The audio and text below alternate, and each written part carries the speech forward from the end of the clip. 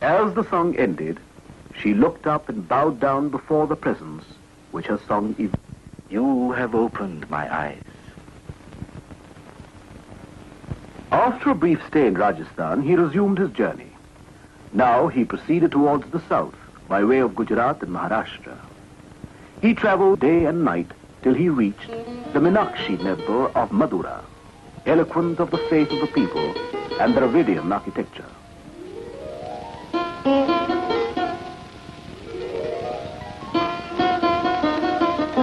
And further beyond to famed Kanyakumari, the Virgin Goddess and her temple. There he prostrated himself before the goddess. After a time he came out to the sea beach, where the waves tossed and tumbled. But a greater tempest was going on in his mind. He looked at the rock, the last jutting point yonder into the sea, and swiftly swam across the waters, and soon reached the rock that now bears his name, Vivekananda Rock. There the panorama of Indian life and history flashed through his mind, a record of glory and shame, of past splendor and present wretchedness. The whole of India passes before his eyes. India right from the ideal kingdom of Rama, Sri Krishna at Kurukshetra, the penance of Buddha, Emperor Ashoka, the ancient University of Nalanda, Shankaracharya, Guru Nanak, Chaitanya Mahaprabhu, and then the foreign invaders, the Huns, the Mongols,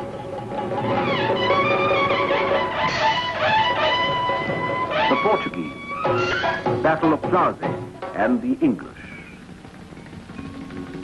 A long, dark age of foreign domination.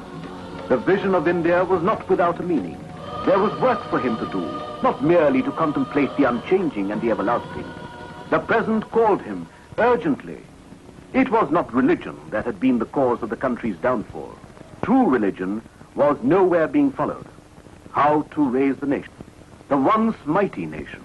The nation that still dared to dream of God and Godward ways. He raised his eyes to the ocean. The image of his master floated back, giving him new hope and a sense of direction. He would appeal to the world on behalf of India. He would go to America. The East and the West, the new and the old, must know each other and help each other. Another chapter was opened in his and the world's history. On May the 31st, 1893, the Swami sailed for America by way of the Pacific. But he had no fixed idea or program. It was a leap into the unknown. He had heard vaguely about a parliament of world religions to be opened someday somewhere in America. He sailed by way of Ceylon, Penang, Singapore, Hong Kong, Nagasaki, Kobe, and then traveled by land to Yokohama to board the ship again. Artistic and industrial Japan impressed him. Inspired by the example of this newly awakened Asian country, he wrote to his friends and disciples in Madras. Come out of your narrow holes and see how the nations are on the march. India wants the sacrifice of her young men, mind you, not brutes.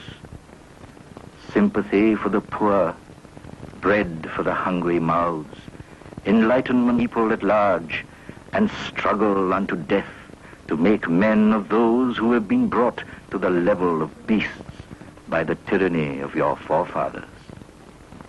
He reached America, the land of hope and liberty, and the venue of the Parliament of Religions in Chicago.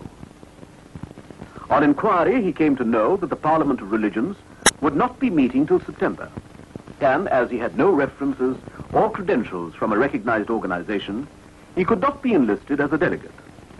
But, completely alone and without any resources, he was finding it hard to cope with Chicago's high cost of living. He decided to go to Boston, which was cheaper.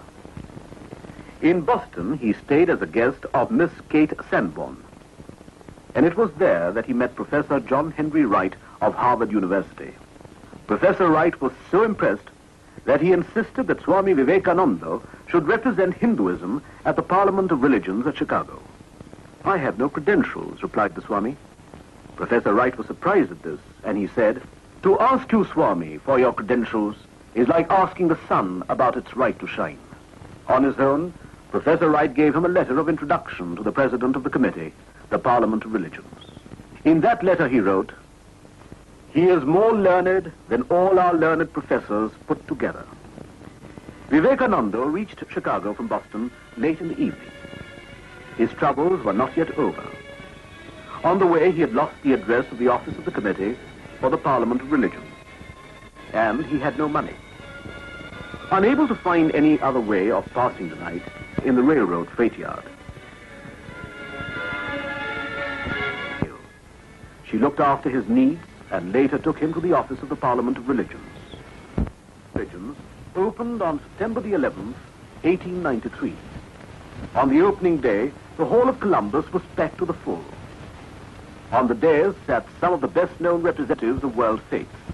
Practiced orators, they all spoke eloquently about their own faith.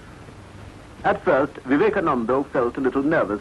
Silent and prayerful, he sat, the observed of all observers.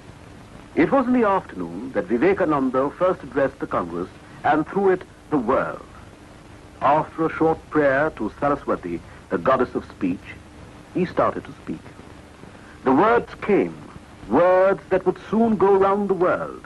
He began, "Sisters and brothers of America, sisters and brothers of America."